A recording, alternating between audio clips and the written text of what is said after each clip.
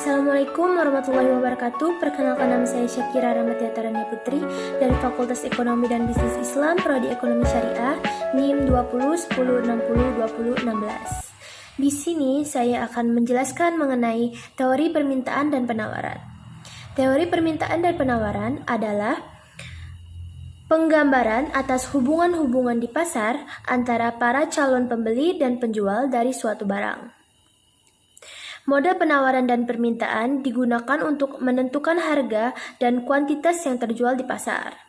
Model ini sangat penting untuk melakukan analisis ekonomi mikro terhadap perilaku serta interaksi para pembeli dan penjual.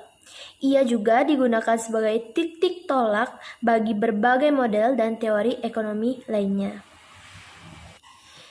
Yang pertama, saya akan menjelaskan mengenai permintaan.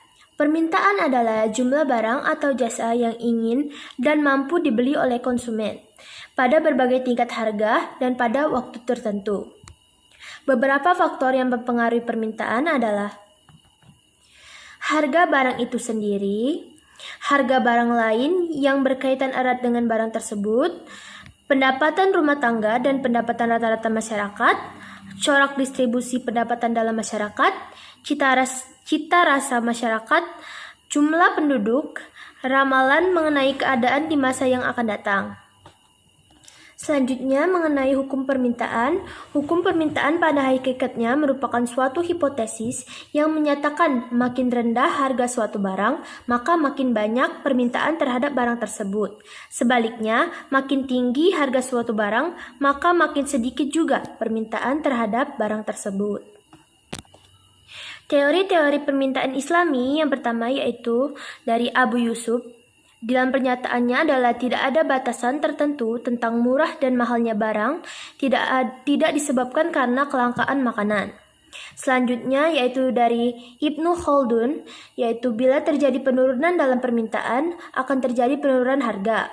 Selanjutnya dari Al-Ghazali, karena makanan adalah kebutuhan pokok, perdagangan makanan harus seminimal mungkin didorong oleh motif mencari keuntungan. Selanjutnya, saya akan menjelaskan mengenai fungsi dari permintaan. Fungsi dari permintaan adalah sebuah data atau kajian matematis yang berguna untuk menganalisis harga dan perilaku konsumen. Permintaan fungsinya mengikuti hukum permintaan, yakni jika harga suatu produk sedang rendah, maka jumlah produk yang diminta akan bertambah dan begitu pula sebaliknya. Kurva permintaan yaitu kurva yang menunjukkan sifat hubungan antara harga suatu barang tertentu dengan jumlah barang yang akan diminta para pembeli.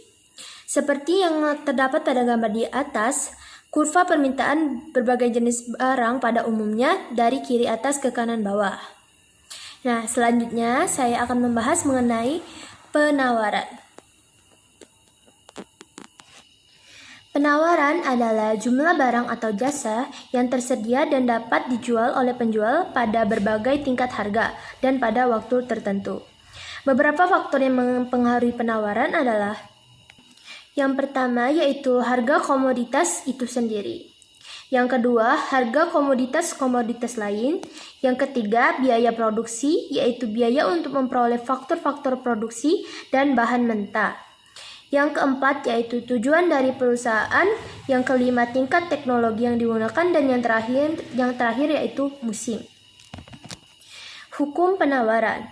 Sadono Sukirno menyatakan hukum penawaran adalah suatu pernyataan yang menjelaskan tentang sifat hubungan antara harga suatu barang dan jumlah barang tersebut yang ditawarkan kepada para penjual. Dalam hukum ini dinyatakan bagaimana keinginan para penjual untuk menawarkan barangnya apabila harganya tinggi, dan bagaimana keinginan untuk menawarkan barangnya tersebut apabila harganya rendah.